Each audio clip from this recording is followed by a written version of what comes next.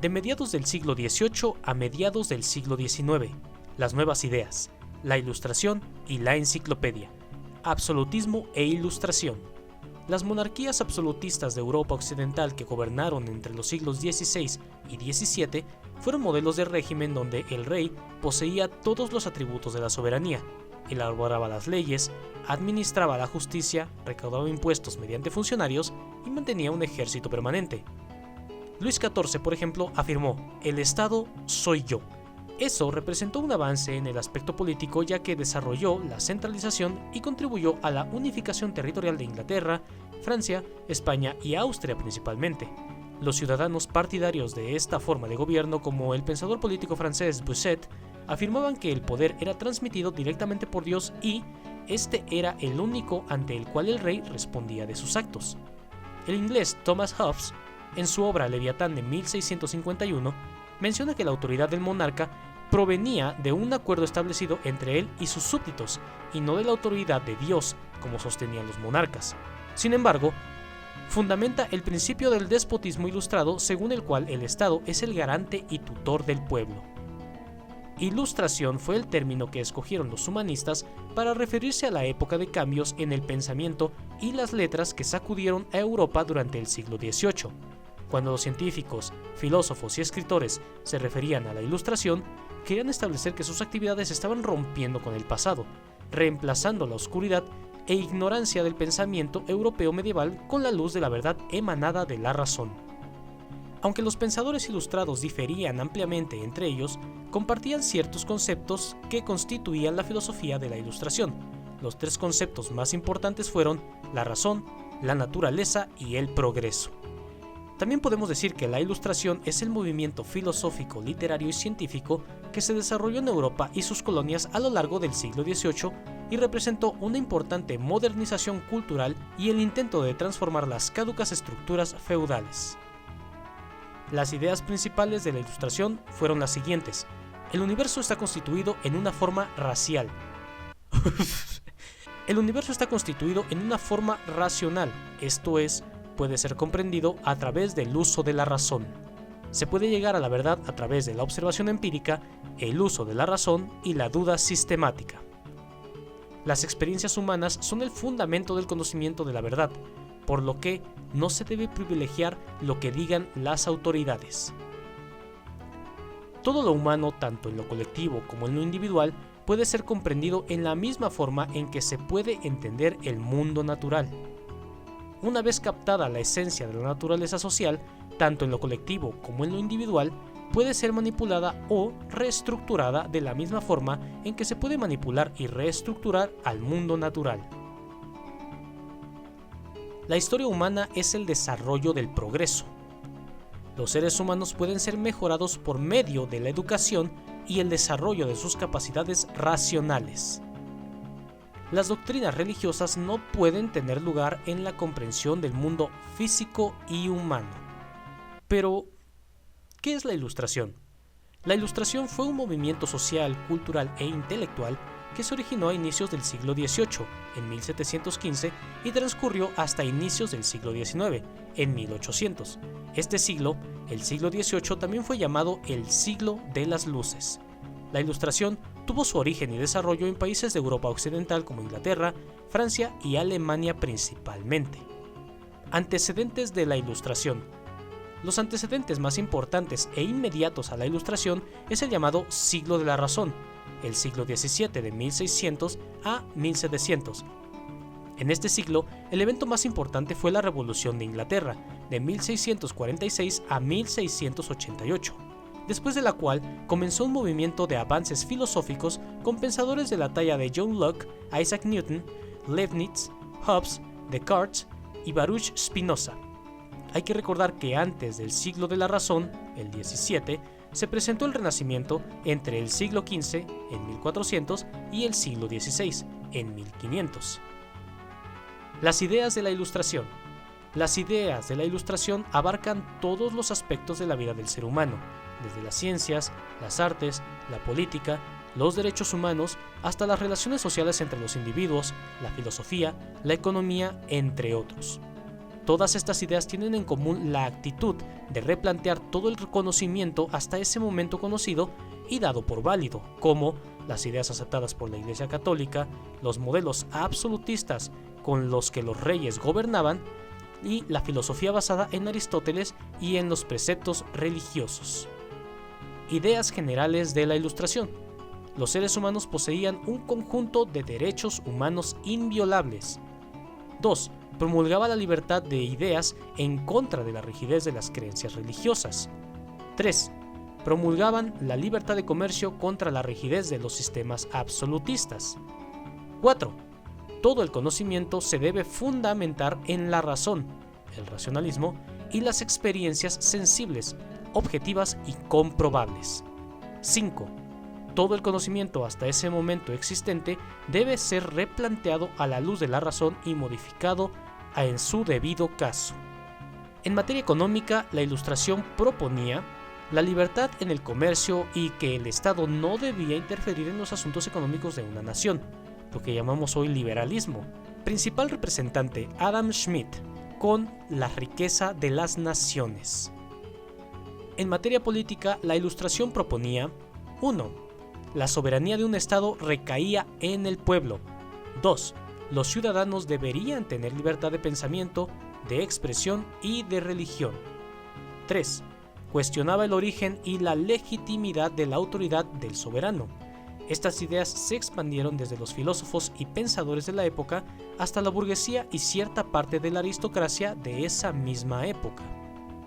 Pensadores destacados de la Ilustración. Thomas Hobbes, de 1588 a 1679, de País Inglaterra. Obra representativa, El Leviatán. Sus ideas más importantes: justifica el origen del absolutismo, pero da lugar a un cambio de este, generado por un posible aspecto social. John Locke, de 1632 a 1704, de origen inglés. Obra representativa, Tratado sobre el Gobierno Civil. Sus ideas más representativas o más importantes son: la experiencia es una fuente del conocimiento. El Estado debe preservar los derechos naturales del hombre, pero si no se cumpliera esta premisa, el pueblo tiene el derecho de levantarse en una revolución. Charles Louis de Montesquieu, de 1689 a 1755, originario de Francia, su obra más representativa es El espíritu de las leyes. Sus ideas más importantes podemos destacar la separación de los poderes y la limitación de la autoridad del rey. Jean-Jacques Rousseau, de 1712 a 1778, País, Francia. Obra representativa, El contrato social. Sus ideas importantes: la soberanía está en el pueblo y en la voluntad de éste deben emanar las leyes. Dave Hump, de 1711 a 1776, País, Escocia. Obra representativa, Tratado de la naturaleza humana. Ideas importantes: Hume rechazaba la existencia de ideas innatas y creía que el conocimiento solo se podía generar de la experiencia. Immanuel Kant, de 1724 a 1804, alemán. Obra representativa, Crítica de la razón pura. Ideas importantes: una doctrina compleja que enlace desde ideas innatas, la experiencia, hasta las ideas estéticas y morales. La Enciclopedia. La Enciclopedia fue la obra más representativa de la Ilustración. Fue editada entre los años 1751 y 1772. Contiene gran parte del saber del siglo XVIII y representa un esfuerzo enorme por parte de los autores para iluminar con la razón los pasos que la sociedad occidental debía dar para poder avanzar. En la segunda mitad del siglo XVIII, las ideas de los pensadores ilustrados sobre el hombre, la razón, el progreso y la perfección fueron plasmadas en una obra magna llamada Diccionario Razonado de las Ciencias, las Artes y los Oficios, que, en 28 volúmenes ordenados alfabéticamente, plantean lo, hasta el momento, mejor conocido sobre las ciencias y las artes. Fue planeada inicialmente como una traducción y adaptación de la Enciclopedia Británica de Chambers en 1745 por el editor Andrés Le Breton, pero en 1747 decide encargarles la magna obra a Diderot y D'Alembert, los cuales transformaron el proyecto en algo totalmente original. El primer volumen apareció en 1571 con una doble función: informativa y de polémica ideológica al rechazo de la autoridad y la tradición en nombre del progreso, lo que causó gran escándalo y violentos ataques que estuvieron a punto de paralizar la obra por prohibición y escasez de recursos económicos, que fueron solventados por cerca de 4.000 suscriptores. Finalmente se completó en 1772 con 17 volúmenes de texto y 11 de grabados. Algunos colaboradores que innovaron, pero que fundamentalmente dieron un instrumento de lucha ideológica dignos de mencionar son Voltaire, Montesquieu, Buffon, Grimm, Rousseau, Marmontel, Quesnay, Turgot, Holbach, Falconet, entre otros, que escribieron eruditos artículos que van desde música, crítica literaria, economía, química y ciencias naturales hasta geografía, historia y escultura. La enciclopedia tuvo grandes repercusiones no solo en la sociedad europea, sino también en la americana, ya que las burguesías fueron influenciadas por esta nueva filosofía que proponía devolver a los hombres sus derechos de carácter sagrado, inalienables e imprescriptibles, la libertad, la seguridad, la igualdad y la propiedad privada que se oponen a la opresión. El absolutismo europeo y la reorganización administrativa de los imperios entre el siglo XVIII y mediados del siglo XIX. Durante el periodo que abarca desde el siglo XVIII hasta mediados del siglo XIX, Europa experimentó un notable predominio del absolutismo monárquico, así como importantes cambios en la estructura administrativa de los imperios. El absolutismo monárquico. El absolutismo era un sistema de gobierno en el que el monarca tenía un poder absoluto y no estaba sujeto a restricciones constitucionales ni a la separación de poderes.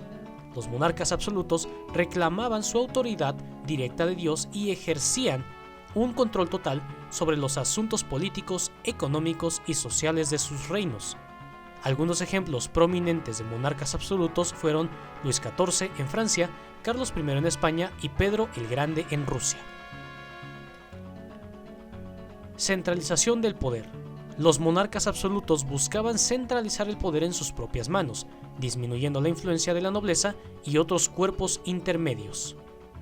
Establecieron burocracias eficientes y sistemas de recaudación de impuestos para financiar sus políticas, lo que les permitió gobernar de manera más efectiva y controlar sus territorios de manera más directa. Reorganización administrativa. Durante este periodo muchos imperios europeos llevaron a cabo reformas administrativas para modernizar y fortalecer sus estructuras de gobierno. Se establecieron nuevas divisiones administrativas, se promulgaron leyes uniformes y se crearon sistemas de educación y justicia más eficientes. Estas reformas contribuyeron a la consolidación del poder central y a la creación de estados más cohesivos y centralizados. Desafíos y resistencia. A pesar de los esfuerzos de los monarcas absolutos y los líderes imperiales para fortalecer su poder, también enfrentaron resistencia por parte de grupos sociales descontentos. Movimientos de resistencia, como las revoluciones y las guerras de independencia, surgieron en diferentes partes de Europa en respuesta al autoritarismo y la opresión. Estos movimientos socavaron la legitimidad del absolutismo y llevaron eventualmente a la transición hacia formas más democráticas de gobierno en muchas partes del continente. El periodo del absolutismo europeo y la reorganización administrativa de los imperios entre los siglos XVIII y XIX fue un momento de consolidación del poder monárquico y la expansión territorial, pero también de crecientes tensiones sociales y movimientos de resistencia que sentaron las bases para futuros cambios políticos y sociales. La independencia de las 13 colonias. Las 13 colonias eran un conjunto de ciudadanos asentados durante los siglos XVII y XVIII al norte de la Nueva España, lo que es ahora las costas de Nueva York, Carolina del Norte, Chicago, Filadelfia, Boston, entre otros, provenientes de Europa, principalmente de Inglaterra.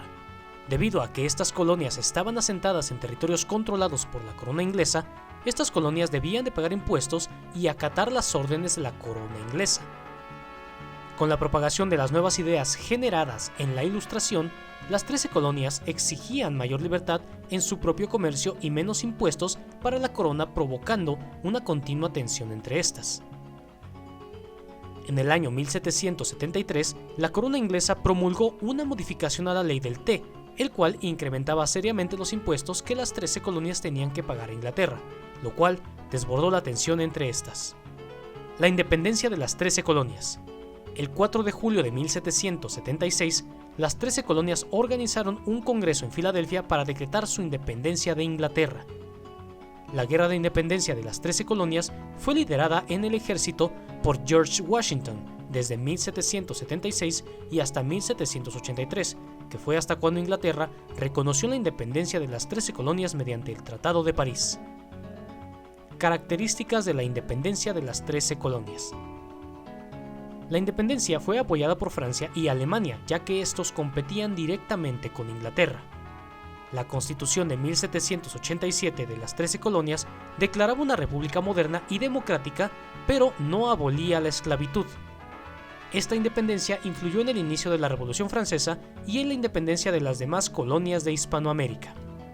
Mapa de las 13 colonias: Massachusetts, Nueva York, Pensilvania, Maryland, Virginia, Georgia, Carolina del Sur, Carolina del Norte, Delaware, Nueva Jersey, Connecticut, Rhode Island y Nueva Hampshire. Causas externas e internas de la Revolución Francesa.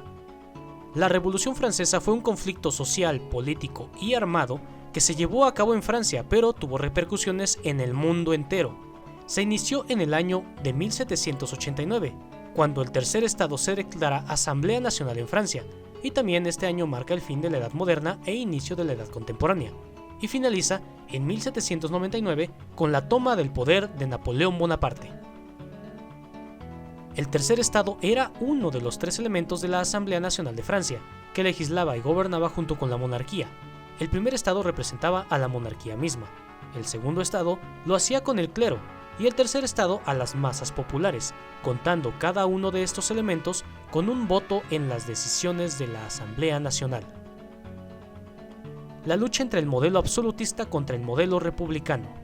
Esta revolución representaba la lucha entre 2 tipos de poderes y órdenes sociales: el absolutista, representado por la monarquía, y el clero, que defendían al antiguo régimen, donde las clases sociales estaban bien definidas y separadas y donde estos mismos tenían los máximos privilegios; y la república, representado por la burguesía y apoyada por las clases populares que defendían y promulgaban los principios de la Ilustración, que eran la razón, la igualdad y la libertad. Causas de la Revolución Francesa. La independencia de las 13 colonias tuvo una gran influencia en 2 aspectos. Las 13 colonias formaron una república después de su independencia que promulgaba que todos los individuos eran iguales. Como Francia había apoyado a las 13 colonias en su guerra de independencia contra Inglaterra, esta había quedado en serios problemas económicos, generando una crisis interna.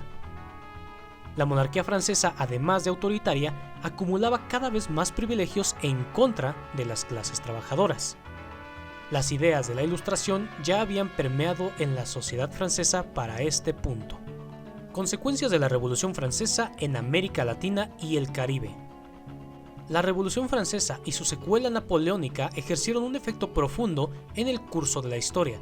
Desencadenaron fuerzas e ideas que han influido y estremecido al mundo desde entonces, especialmente las ideas ilustradas revolucionarias de libertad, igualdad y fraternidad que tomaron forma en las independencias hispanoamericanas y en los movimientos nacionalistas europeos. Los ecos de esta revolución empezarían a propagarse por Europa. En ese sentido, se puede decir que precisamente con la Revolución Francesa se fortaleció el sentimiento nacionalista entre los distintos sectores sociales. La Revolución Francesa y la era napoleónica constituyeron un momento político decisivo que marcó los comienzos de la Edad Contemporánea, abrieron camino al gobierno constitucional y a las instituciones democráticas que han prosperado en el transcurso de los siglos posteriores. Se imitarían la burocracia administrativa y los códigos legales establecidos durante la era napoleónica que caracterizan los sistemas políticos actuales. Cuando se habla de esta revolución, se les suele colocar entre 2 polos, sangrienta y terrorífica, o bien en la que nacen las ideas de libertad, igualdad y fraternidad. Lo cierto es que es ambas cosas, pero lo más contundente es que logra derribar una estructura de poder cimentada durante siglos, el contubernio entre la Iglesia y la monarquía. Los hombres nacen y permanecen libres e iguales, reza el primer artículo de la Declaración de los Derechos del Hombre y del Ciudadano. También es cierto que luego de un largo proceso dentro del cual el grupo radical estuvo en el poder, la clase social que se consolida y que dictará las reglas del juego en las posteriores democracias será la burguesa. Al mismo tiempo se establecieron las bases legales para el capitalismo contemporáneo, la participación de la burguesía en el gobierno, la defensa de la propiedad privada, la circulación libre de las mercancías, libre comercio, y la liberación de los hombres de los lazos feudales. Repercusiones del Imperio Napoleónico en América. La invasión de Napoleón a España tuvo en América dos grandes repercusiones. 1. Los movimientos independentistas vieron que sus gobernantes ya no contarían con el apoyo de España. Y 2. Las clases gobernantes, además de luchar entre ellas, también se tuvieron que adaptar al cambio y buscar una solución para mantener sus privilegios. Condiciones laborales y de la vida de la clase trabajadora. Mientras que las clases dominantes se enriquecieron, los sectores más desfavorecidos de la población se proletarizaron. Con el despojo de las tierras por los cercamientos, muchas familias cayeron en la pobreza. En 1536, Enrique VIII obligó a las parroquias a socorrer a los pobres. En 1572, Isabel creó un impuesto para los proletarios para dar asistencia. En 1601 se forma la Ley de Pobres como un instrumento de trabajo obligatorio y regulado localmente con fuertes correctores que castigaban la holgazanería. En 1622 se restringió la asistencia de los pobres propios de la parroquia. Con esto se pretendió aprovechar la fuerza de trabajo de la parroquia de origen, restringir las fugas y fijar la residencia en un periodo donde no se exigía aún la movilidad de mano de obra que la revolución industrial requiere. En 1723 las casas de pobres se hicieron obligatorias y se negó asistencia al pobre que no entrase en ellas. Cuando la revolución industrial empezaba a manifestarse, se autorizó el prestar asistencia sin reclusión, aunque en ese mismo año las casas de pobres se convirtieron en centros de reclusión de los más pobres, por ejemplo, los niños huérfanos, quienes se convertirán en mano de obra infantil. Iniciada la revolución industrial, se demanda la movilización de la mano de obra. Con ello, se cuestiona la ley de 1622, no obstante, la movilidad tardaría más décadas. En 1795, con el sistema de asistencia, se estableció una tabla de subsidios mínimos. Cuando el salario de una familia no cubriese el mínimo de la subsistencia, correspondía a la beneficencia aportar el resto. También se fijó el mínimo de la subsistencia a partir de una cantidad del pan que daba el valor del subsidio. El precio del pan marcó el subsidio para cada trabajador y cada miembro de su familia. Con esto, los empresarios buscaron reducir al máximo los salarios, puesto que la diferencia la pagarían los contribuyentes. No obstante, el incremento que se dio a los impuestos no equivalía al incremento de los subsidios. Mientras la industrialización fue incipiente, se impidió la migración de los trabajadores a los distritos industriales. Cuando la industria se consolidaba, requería de más mano de obra. La migración rebasó la demanda, entonces los subsidios se limitaron a viejos e incapacitados, mientras a las familias pobres se les hacía trabajar en condiciones peores a las de los obreros. Previamente a la producción fabril, los medios de producción, taller, herramientas, dinero, entre otros, son propiedad del productor o maestro artesano, quien emplea su trabajo, el de su familia y, de requerirse, el de un oficial y aprendiz. Ser maestro implica privilegios, derecho a ejercer el oficio y vender sus productos. Maestro, oficial y aprendices conforman el taller artesanal. Los talleres del mismo oficio constituían gremios que regulaban jornadas de trabajo, calidad y precio de las mercancías, salario de oficiales y gratificaciones de aprendices, las condiciones requeridas para ascender, etc. Los gremios protegen a sus integrantes, evitan la libre competencia entre ellos, se vigilan, persiguen y sancionan a los que ejercen libremente. No hay libertad de industria. Todo esto conforma la autorregulada corporación artesanal. Hasta el siglo XV y XVI la producción artesanal fue la única forma de obtener mercancía manufacturada. Sin embargo, para su transformación en un sistema fabril se requirieron ciertas condiciones. Los cercamientos despojaron y proletarizaron a la población campesina, lo cual hace posible la existencia de mano de obra libre, que permite el surgimiento de la industria a domicilio como un sistema de producción manufacturera por medio del cual un comerciante o empresario distribuye materia prima que es manufacturada en distintos domicilios a cambio de un pago. El crecimiento de la población contribuyó a este sistema, en tanto que el incremento de integrantes de la familia posibilitaba un mayor ingreso. Estos comerciantes empresarios afectaron a los gremios y su forma de funcionamiento. Actuaron al margen de los controles de las ordenanzas de los gremios, distribuyeron la materia prima, organizaron la producción, centralizaron las mercancías y vendieron frecuentemente fuera de la región, en el mercado nacional, en otros países o en las colonias. Pagaron salarios. Este sistema fue muy organizado, con amplia división del trabajo y flexible. La manufactura también funcionó a gran escala, desarrolló un comercio de amplia envergadura, además, permitió una gran acumulación de capital, lo que el taller artesanal no hizo. El proceso de proletarización del artesano fue imparable desde mediados del siglo XVII, con el paulatino desmantelamiento a las regulaciones gremiales. La invención de las máquinas culminó el proceso de conversión de muchos artesanos en fuerza de trabajo. El desarrollo de la manufactura no es posible sin un incremento de la demanda. Ello se explica por el crecimiento demográfico y por la capacidad adquisitiva de la población. La economía inglesa a mediados del siglo XVIII estaba monetizada. Londres contaba con 750.000 habitantes. Los transportes y vías de comunicación se transformaban y las mejoras en las comunicaciones abarataban los precios de las mercancías. El crecimiento del mercado interior representaría la base de la economía industrial, a la cual se unió el mercado colonial ampliado en el último tercio del siglo XVIII. Cuya expansión monopólica del comercio de esclavos y de materias primas en las Indias occidentales le permitiría distribuir, manufacturar y exportar, convirtiéndose en el taller del mundo.